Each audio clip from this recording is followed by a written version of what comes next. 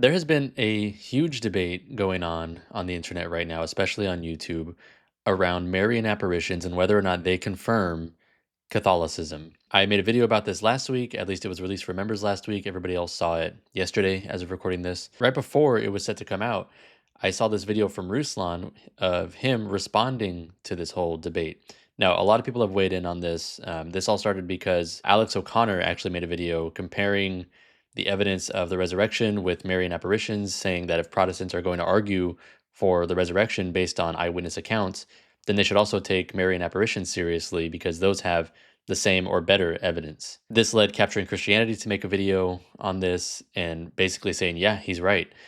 And then William Lane Craig responded to Alex O'Connor's original video. I feel like Capturing Christianity did a good job of putting down William Craig's argument against that. I made my video about it, talking about here's 3 ways that Protestants can get out of this, and why those 3 ways don't work, and they should just become Catholic. So it's been a whole thing. Trent Horn made a video. Gavin Ortland made a video. Everybody's involved in this, and I'm just one little voice in this chorus of YouTube giants in the Catholic and Protestant apologetics world. Ruslan has now responded. I saw over the weekend. I love Ruslan. I think he's actually doing a lot of great work out there. I think a lot of the hate that Ruslan gets, especially from Catholics, is not very well founded. I think people should just be nice to him because he is doing a lot of good. But when it does come to Catholicism and him arguing against Catholicism, his arguments are, in my opinion, not very strong. There's some of the weaker arguments I've heard Protestants make. So this is no different. His response to this argument that Marian apparitions confirm Catholicism, he actually takes one of the ways out that I mentioned in my previous video. So the 3 ways that I mentioned that Protestants can get out of this are you can say neither the Marian apparitions nor the resurrection have good evidence, so we're just not going to believe any of those and we're going to stop being Christian.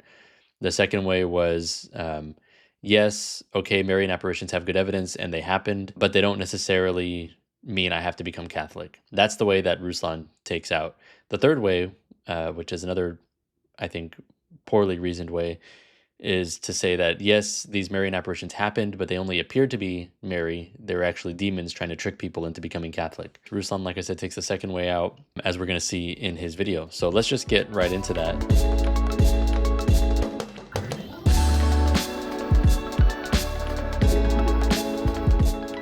I want to acknowledge, yes, I know that it is quite ironic, or I don't know, comedic, that I'm reacting to a video of Ruslan reacting to a video. I understand that, okay? I'm not proud of it. I'm not proud of myself, okay? Just want to get that out there. So everybody who's going to drop the comments like, wow, really, you did a video reacting to a video reacting to it. Yeah, I get it. Okay, I get it. All right, go ahead. What if I told you we have better evidence for Christianity than what's in the Bible? This might sound weird, but I'm not talking about some abstract philosophical argument. I mean a real event backed by photographs, millions of eyewitnesses, and even a government investigation. It happened in Zaytun, Egypt, and yet many Christians, especially Protestants, completely dismiss it. Take Jonathan McClatchy, for example. He argues that miracles like Zaytun don't even come close to the resurrection because according to him, we don't see Mary talking, eating, or physically interacting with people the way that Jesus did after he rose from the dead. Now, at first, this might actually seem pretty reasonable, but what if I told you that his standard actually backfires? By the end of this video, you'll see why Christianity's best evidence might not be in ancient manuscripts. It might be in something far closer. By the way, okay, I don't know if anyone believes that Christianity's best evidence is in ancient manuscripts. Yeah. Like, I don't know if anyone's like coming to faith in Jesus because of the Isaiah scroll. To be clear, I don't think Cameron was saying that people are converted because of ancient manuscripts, but the fact that we do have ancient manuscripts shows that the accounts written down in those manuscripts were not later additions that were just pulled out of thin air. So it shows that people at the time really did believe that Jesus rose from the dead, and people at the time, there was an occurrence that 500 people witnessed Jesus after his death. So the fact that those manuscripts are so early shows that what they contain is more credible. I think that's the point Cameron was trying to make, not that people see ancient manuscripts and suddenly convert. They're interesting. I don't know if they are as like rock solid, but I'm open to them. I don't know what I'm looking at. So that's supposed to be Mary, because like a negative of the photo. And where is this? This is in Egypt. This is when she showed up to a bunch of different people. And they're all watching her And she hung out a bit. Yeah, she showed up. The whole thing looks like a painting. It looks like an AI photo. It's not an AI photo; these are real photos. And if you look, there's like there's like thousands of people out there. Shout out to Ruslan for defending the the validity of these photos. He's now a Marian Apparitions apologist. Appreciate it. I mean, that's pretty cool if it's real. It doesn't prove Catholicism, though. That's the funny part. Well, they would say it proves Catholicism. Yeah, but like, you got to backdoor all the Vatican councils because Mary appeared. I mean, you could prove. You don't think Mary could appear and just be chilling and just love Jesus, Yeah. and we can just be Protestant, like. Well, okay, so we're going to get into this more, but what Marian apparitions do confirm about Catholic theology is, one, that Mary is not some dead person who's in soul sleep, who can't hear your prayers. Why do you pray to dead people? All this stuff. If Mary can actually appear to people, then it wouldn't be a huge leap to say, oh, she can also hear our prayers. First of all, scriptures support that, like in Hebrews, where it says we're surrounded by a cloud of witnesses. Revelation describes prayers of saints going up to God like incense.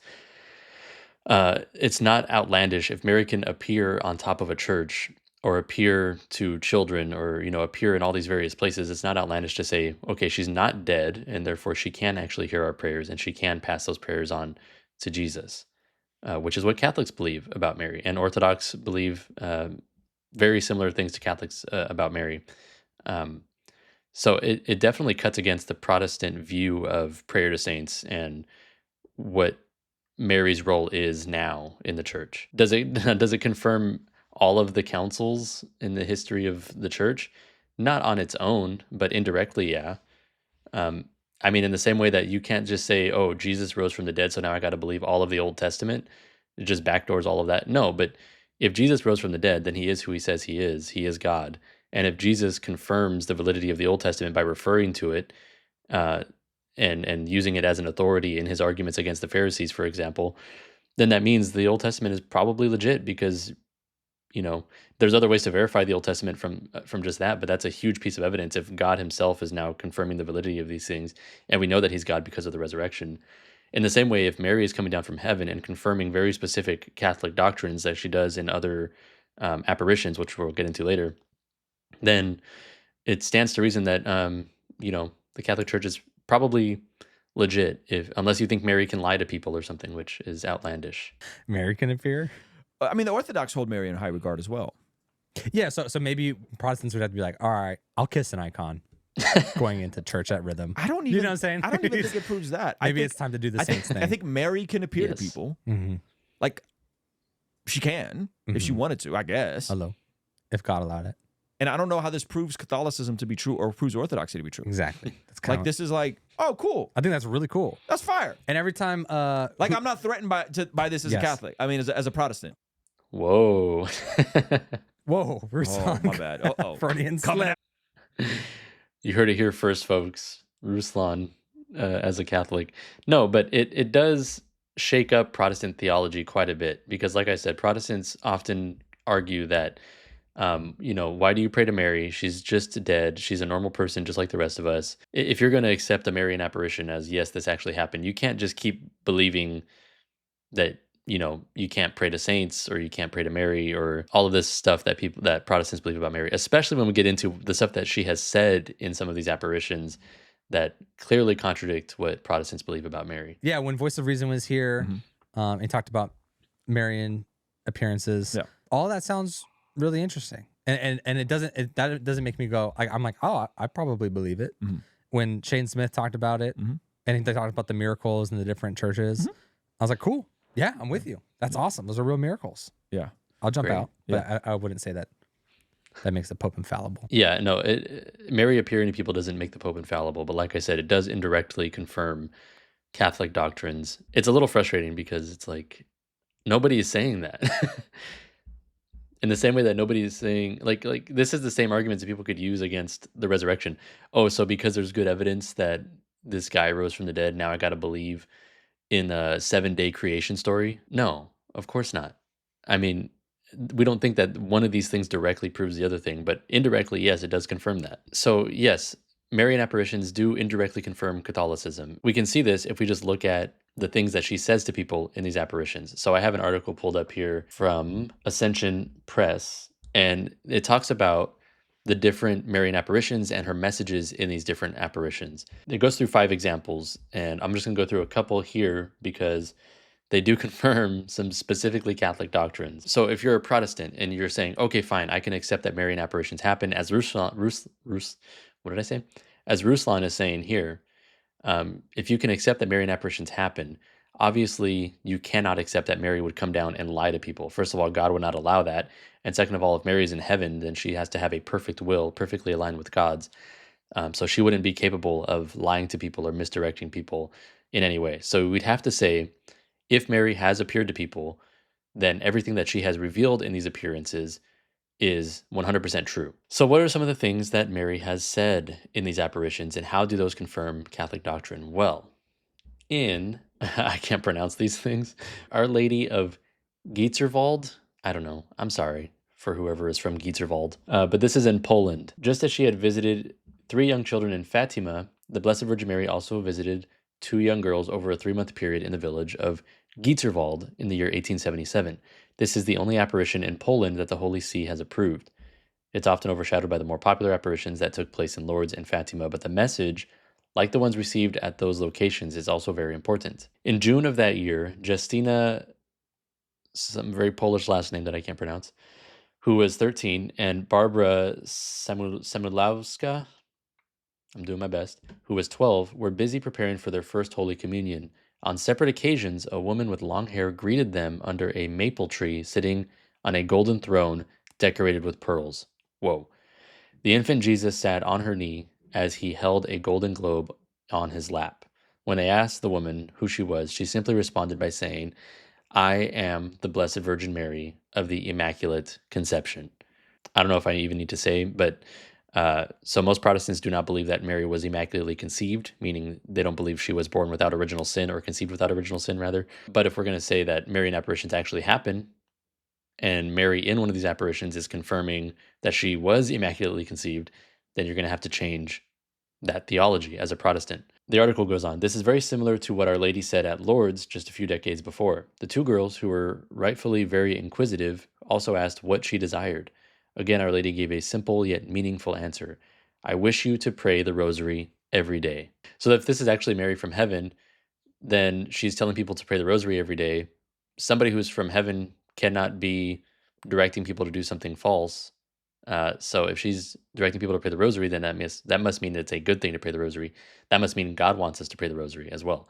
So if that is the case, then the whole thing about prayer to saints that Protestants currently believe, how prayer to saints is necromancy or idolatry, that has to be false, because Mary from heaven, with the permission of God, is telling people to pray the rosary, which means Mary from heaven, with the permission of God, is telling people to pray to at least her, so at least one saint. Meaning prayer to saints is not, as a category, as a concept, 100% to be thrown out, as Protestants do. Then we have another Marian apparition, which is in Quito. So this is in Ecuador, and this is where she gets the title Our Lady of Good Success. And in this apparition, she actually predicted the scandals of the Catholic Church involving clergy and children in the 20th century. So she says in this apparition, the secular clergy, priests that do not belong to a religious or monastic order, will fall short of what is expected of them because they will not pursue their sacred duty. Losing the divine compass, they will stray from the way of priestly ministry mapped out for them by God. Pray constantly, implore tirelessly, and weep bitter tears in the seclusion of your heart, beseeching the Eucharistic heart of my most holy Son to take pity on his ministers. Now let's think about this for a second. First of all, the language is very Catholic. If I hear somebody say Eucharistic heart of the most holy Son, I'm thinking you're probably a Catholic. But beyond that, what might be lost on people is she calls the priests his ministers. She calls the priests, the clergy of the Catholic Church, the ministers of Jesus Christ. That confirms something huge that Protestants probably don't want to accept. But if we're going to believe that this was a real apparition, and Marian apparitions do happen, then kind of got to accept that. The last example, this is from an apparition which gave Mary the title Our Lady of Good Help. This was in Wisconsin, in the United States, in October of 1859. I'm not going to go through the whole story of the context of the apparition, but she said in this apparition, I am the Queen of Heaven who prays for the conversion of sinners, and I wish you to do the same. You received Holy Communion this morning, and that is good, but you must do more. Make a general confession and offer communion for the conversion of sinners. If they do not convert and do penance, my son will be obliged to punish them. So this confirms that Mary is the Queen of Heaven. She says it is good to receive the Eucharist, which, I mean, Jesus says in John chapter 6 as well, so kind of already knew that as Catholics, but Protestants wouldn't have known that. And she says you must do more, make a general confession. So we got confession being confirmed, and offer communion, another confirmation of Eucharistic practice for the conversion of sinners. If they do not convert and do penance, my son will be obliged to punish them. So we have a lot of things confirmed here in Marian apparitions that if you believe Mary can appear to people and that these apparitions are legit, you have to believe the things that she says in these apparitions as well. You can't just say, sure, Mary can appear to people and she can just say, you know, we love Jesus and all that. Because she doesn't just say that. She does say to love Jesus, obviously, but she doesn't just say that. She also says things that, as we have seen, confirm very Catholic specific doctrines. And the craziest thing is she calls priests the ministers of Jesus. She calls priests his ministers. If she said that about Protestant pastors, I'd be like, whoa, that I got to reconsider whether or not, you know, Protestants and their pastors have like valid holy orders or whatever, you know. That would make me have to rethink some stuff. And the same goes for Protestants who think, you know, the Catholic Church is just a fallen away church. It's you know, the Pope is the Antichrist, all this stuff about the Catholic clergy. If Mary appears and it's actually Mary and she appears from heaven and says, these are Jesus's ministers, yeah, you're going to have to change your tune on that a little bit, a lot of it. Undeniable. Let's dive in. So recently, my Protestant friend Jonathan McClatchy posted this on Facebook. I've seen several people in recent days, for example, Cameron Bertuzzi, Sam Shamoon, claim that alleged apparitions of Mary are comparably supported to the resurrection of Jesus, and that Protestants are being inconsistent to reject the former while affirming the latter. There Yes. really is no serious comparison. When you find an example of Mary participating in group conversations, engaging in extended discourses, inviting physical contact, cooking breakfast for groups of people, eating and drinking with groups, and being past objects like the broiled fish handed to Jesus in Luke 24:42, get back to me. So according I mean, I don't remember if Cameron goes into this, but there are apparitions, obviously, where Mary talks to people for extended periods of time. She meets with them multiple times over a series of months. And people do physically touch her. There was one apparition that I just talked about, and the girl who saw Mary touched her knees. So there's physical contact. There's multiple appearances over a long period of time. There's many witnesses, very similar to the accounts of the resurrection. remember, by the end of this, you'll actually see why the Bible, great as it is not our best evidence Great as for it the truth is. of Christianity. All right, so if Jonathan's argument is right, They're gonna misunderstand Cameron here. So they're gonna keep thinking that Cameron is like dunking on the Bible and being like the Bible sucks as evidence. But that's not what he's doing. I think they know that, but I feel like they're just trying to take jabs at him or something. I don't know. But Cameron is not saying the Bible is bad evidence for Christianity. I mean, otherwise he wouldn't be a Christian. The Bible is really good evidence for the resurrection. It contains historical accounts from contemporary witnesses. That's very solid evidence. But what he's saying is, while that evidence is solid and sufficient to confirm the resurrection, the evidence we have for Marian apparitions is better. So the Marian apparitions, just based on the evidence that supports them, it makes them easier to accept than the evidence we have for the resurrection. He's going to get into why, and we'll talk about that. first, what do we have for Zaytun? Well, we have thousands of firsthand eyewitnesses, including Muslims, skeptics, journalists, and even government officials. We also have photographs, something we don't have for the resurrection. We have immediate written reports, no decades-long gap. We have public and repeatable Why is events. this man like? This man is like feeding into like atheist skepticism about the resurrection. Yes. No, he's not.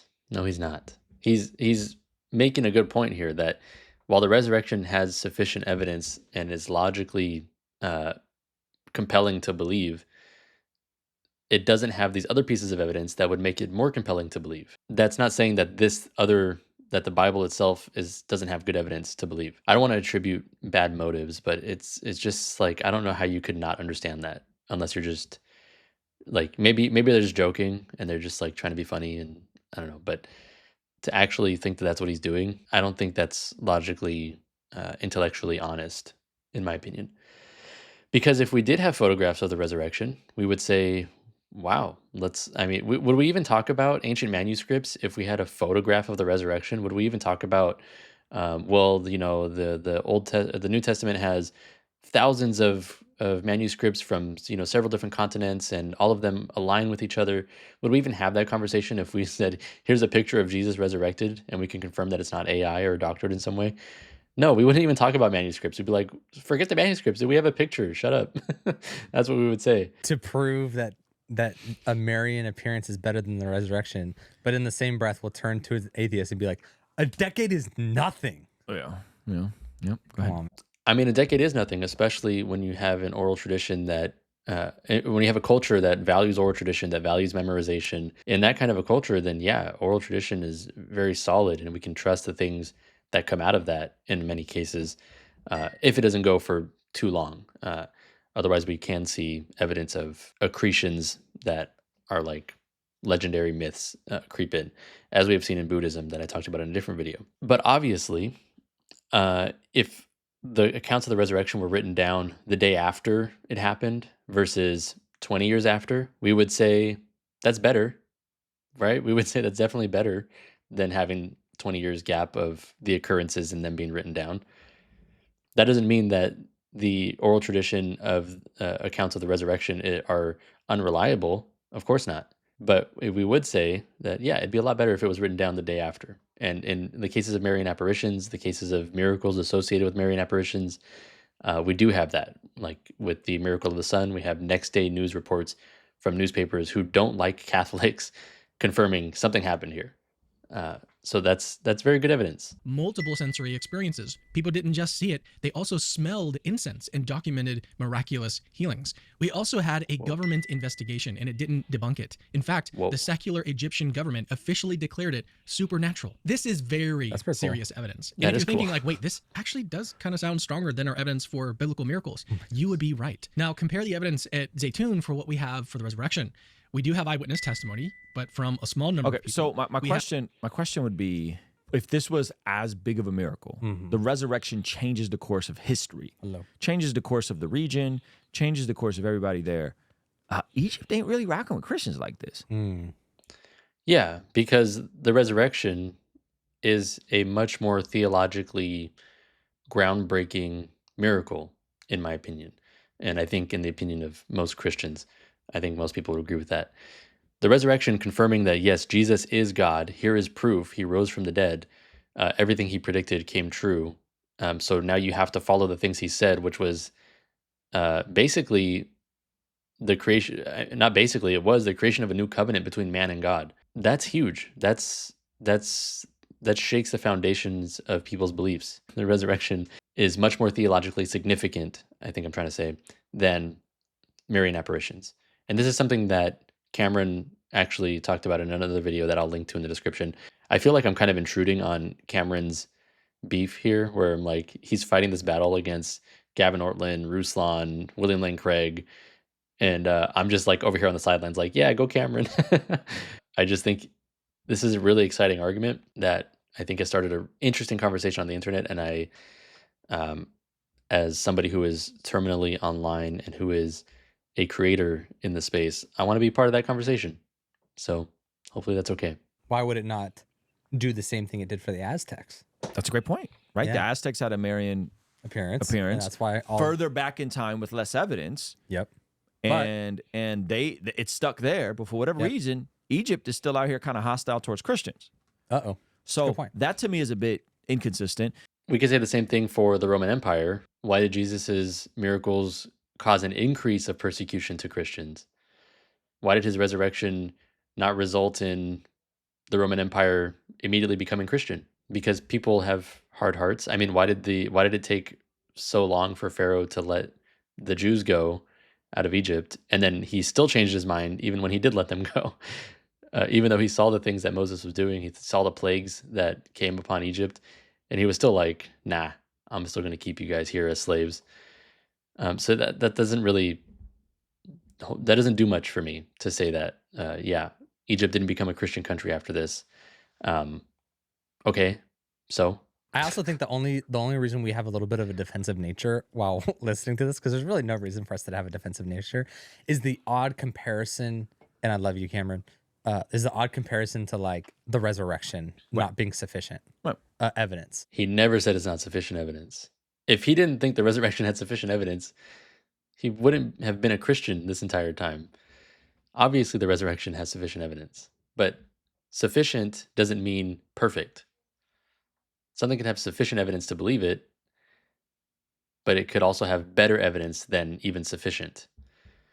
Like if you get in a car accident and you say it's the other person's fault, and then you have a bunch of eyewitnesses saying, yes, it was that person's fault. That might be sufficient evidence in a court of law to say, okay, that person owes you money now. But then if you, instead, if you say the accident was that person's fault, and then you have eyewitness testaments, testimonies, yeah, saying that, yes, it was that other person's fault, and then you have a video of the accident showing that it was the other person's fault, then it doesn't matter if you have the eyewitness testimonies. You have a video of the actual thing happening.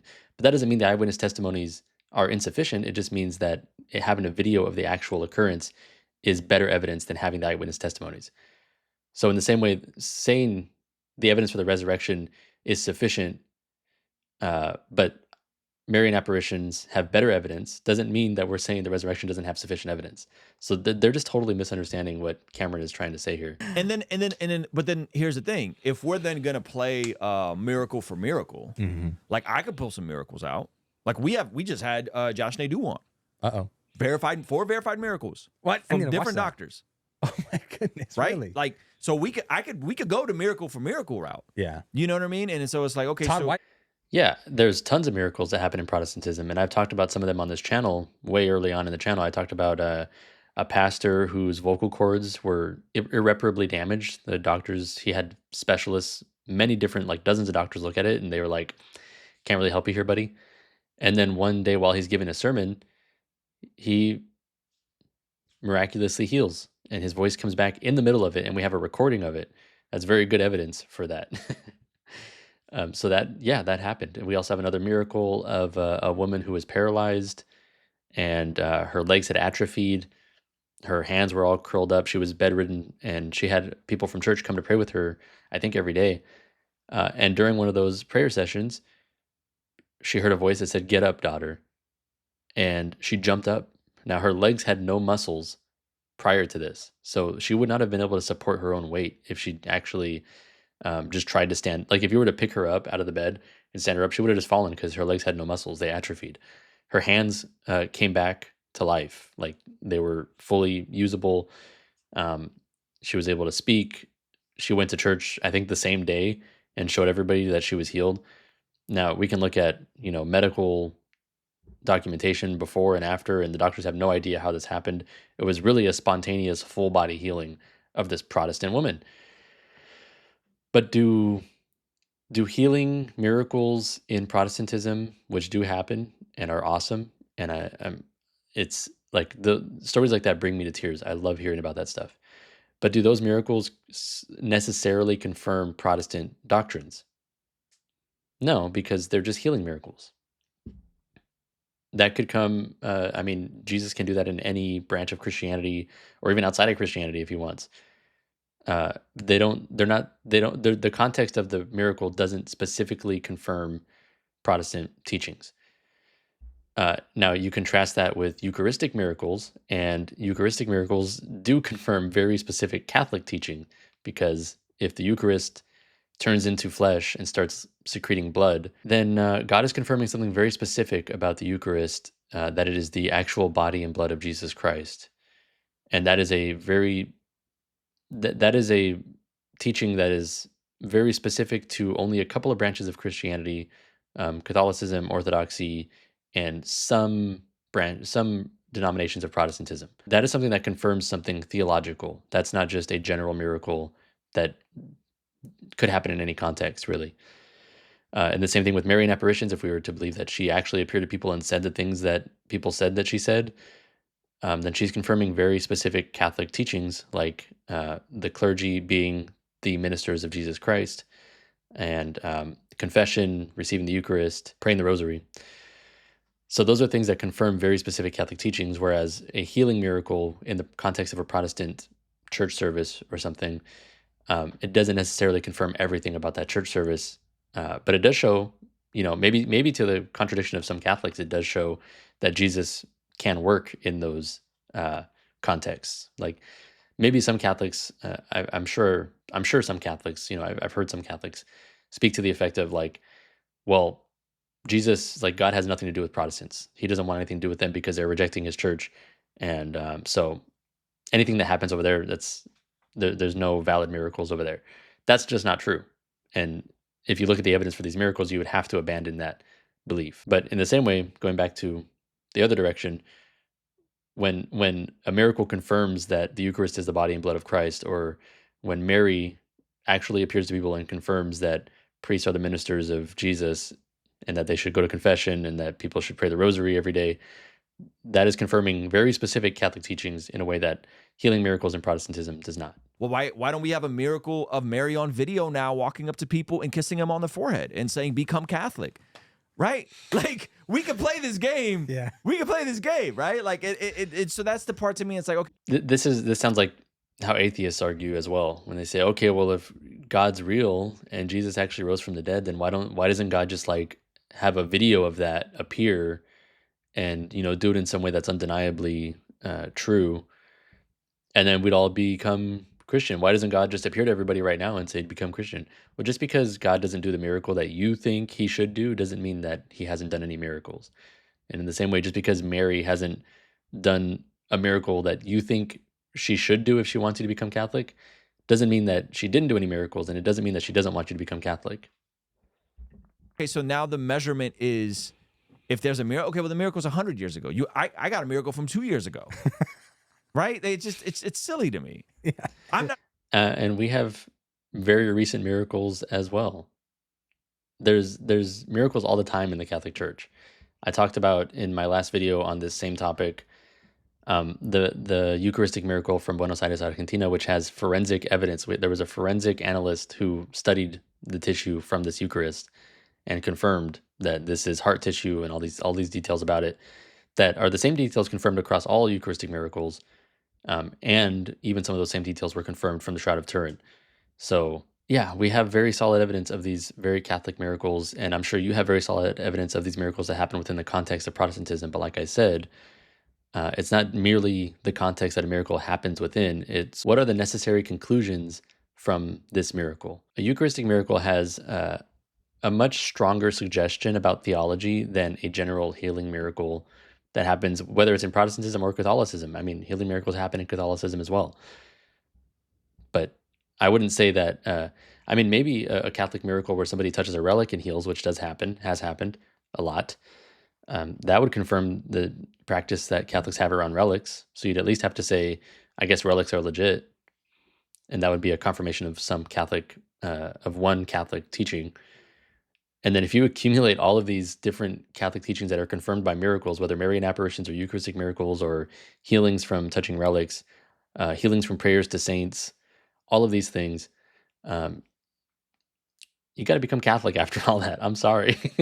That just is what it is. But things get much, much more difficult for Jonathan. He is a maximalist. So he thinks the New Testament is generally reliable and that we can therefore use it to establish facts that most historians would actually reject. That means that before he can even argue for the resurrection, he first has to defend the historical reliability of the Gospels. That means proving traditional Gospel authorship, that Matthew, Mark, Luke, and John actually wrote the accounts attributed to them. Early dating, that the Gospels were written early enough to reflect firsthand testimony. Well, here's the thing, Cameron, and I love you, but Cameron, all of this was demonstrated by Jimmy Akin, who is an amazing Catholic apologist, with his debate with Bart Ehrman. So this is all, like, everything you're describing here was demonstrated by someone on your team. So I don't quite. Yeah, that's not what they're totally missing his point. I don't know if it's just like they're angry about this and they don't want to accept the conclusions, so they're less will, or like they're just not hearing this with an open mind. I don't know what it is. He's not saying that you can't prove these things, but he's saying the fact that you need to do that means you have a layer of evidence where you can't just say the Bible says this, so therefore it's true. You have to say the Bible says this, and the Bible is authoritative because of all of these underlying reasons, which means we should listen to the Bible, and here's what the Bible says, and therefore the things that it says are true. There's a case you have to make in defense of the Bible itself before you can say you should believe the things the Bible says. And you don't have to do that with the Zaytun evidence, is what Cameron is saying. There's a much lower burden of proving the validity of the accounts because it's in a modern time where we have the writings, the contemporaneous writings of eyewitnesses. We have the findings of an investigation from the government. We have photographs. Like, all of this requires a lot less pre-defense of their validity, if that makes sense. Like, there's a lot of work that has to be done with the Bible before you can say, yes, the Bible is a reliable source of evidence. Now, that work has been done, and the Bible is a reliable source of evidence, but you don't even have to do that work with the evidence for Marian apparitions and Eucharistic miracles and all these other Catholic miracles. That is what Cameron is saying. I don't know why that's so hard to understand. I think this idea that a Mary miracle somehow validates Catholicism or Eastern Orthodoxy, I just think it's a bit short-sighted, primarily because there are Protestants who hold Mary in high regard. Sure. There's also the issue of which is the true church.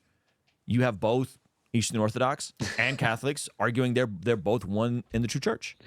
Okay. So how does that work? They can't even sort that out amongst themselves. And they hold the same exact theology, not the same example, but a lot of the same theology around Mary. So how do you sort that out, right? And Okay. First of all, when he says Orthodox and Catholics can't even decide who the real church is, that's really ironic to hear from a Protestant. And I'm not trying to be mean, but Protestants amongst themselves can't decide who the real church is. And you guys are part of the same Protestant tradition. You're part of the same branch of Christianity. The Catholics and Orthodox were part of different branches of Christianity. So of course we would I mean, if we agreed on who the real church was, we would be one branch of Christianity. But Protestants are one branch of Christianity, and they can't agree who the real church is amongst themselves. So I don't understand even the point he was trying to make with that, but that just doesn't hold. the Catholics and the Orthodox can't even sort out which of them is the true church. They're both they both don't agree that the other is the true church, but yet there's claims that there's a one and true church. So you got to sort that out. You guys got to sort that out before yourselves, before you come throwing stones at us, right? What are you talking about, man? Okay, well, by that logic, Protestants can't say anything about Catholicism because you can't even agree among other Protestants which church is the real church, is the real Protestant church. Is it the Lutherans? Is it the Anglicans? Is it the Calvinists? Is it the evangelicals? Is it the non-denominationals? Is it the charismatics? I can go on and on. So by that logic, you can't even say anything about Catholicism because you guys can't agree amongst yourselves. Figure it out amongst yourselves before you start coming throwing stones at Catholics. When it comes to unity, Catholics are in a much stronger position than Protestants and even Orthodox, which is why I am a Catholic and not an Eastern Orthodox Christian. Catholicism, at least within itself, agrees on essential dogmas. It agrees on the head of the church. It agrees on the same body of the church. So we're all part of the same church. We're all unified. Eastern Orthodox, there's different branches of Eastern Orthodoxy. There's, the I don't even know all the branches. There's the Greek, there's the Asian Orthodox, there's or Oriental Orthodox, I guess it is. So there's all these different branches of Orthodoxy, and they're not all in communion with each other. So they don't agree amongst themselves which the real Orthodox Church is. They all think that their Orthodox Church is the real Orthodox Church, and some of the other Orthodox churches are nonsense, which is why they don't have communion with each other. By contrast, Catholicism, you can go to any rite of the Catholic Church. You can go to the Byzantine rite. You can go to the Chaldean rite. I don't know. There's a bunch of different rites. I don't know all of them by heart. You can go to Latin rite, which is probably, I think, the largest one. It's the one that I'm a part of. And you can go and take communion at any of these churches because we're all in agreement on core doctrines. We're all in agreement on the Eucharist and on the Immaculate Conception, on all of the Marian dogmas. We're in agreement on all of this stuff, and we're all part of the same church. We just have different liturgies to express the liturgy that culture is accustomed to. That's a much better position than Protestantism. which you can go to. When you say, I go to a Protestant church, what does that mean? What do you believe? I don't even know. Do you believe in the Trinity? Some people would call themselves Protestants and don't believe in the Trinity. I think they're not Protestants. I think they're not Christians. But some people who claim to be part of the Protestant tradition reject the Trinity. Some people who claim to be part of the Protestant tradition accept that Mary is the mother of God. Some people who claim to be Protestant deny that Mary is the mother of God. Some people who claim to be Protestant accept that baptism is necessary for salvation. Some who claim to be Protestant deny that baptism is necessary for salvation. So you guys have a much bigger mess than certainly than the Catholic Church has. But even Catholics and Orthodox agree on much more than Protestants can agree amongst themselves. So this whole thing, I don't know if he's trying to dunk and he's not even on the court, is what it sounds like. That's all I have to say about that. So thank you so much for watching up to this point. If you enjoyed this video, make sure to give it a like. This video was recorded live for members. Members are here live right now in the chat. They're here. And this is going to be coming out later for non-members. So if you want to be part of this live recording stuff, I'm just trying this out actually right now, and we'll see if this becomes a thing that I do consistently in the future. If you want to be part of that, then become a member. I think if you want the biggest bang for your buck, you should become a member at the squad level, because you get some really cool perks, including a monthly meeting video chat with other squad members and myself, which is pretty cool. And we can talk about whatever you want. We have a Discord, check it out. Like the video, subscribe, call your grandparents, tell them you love them, hug your children, all that good stuff.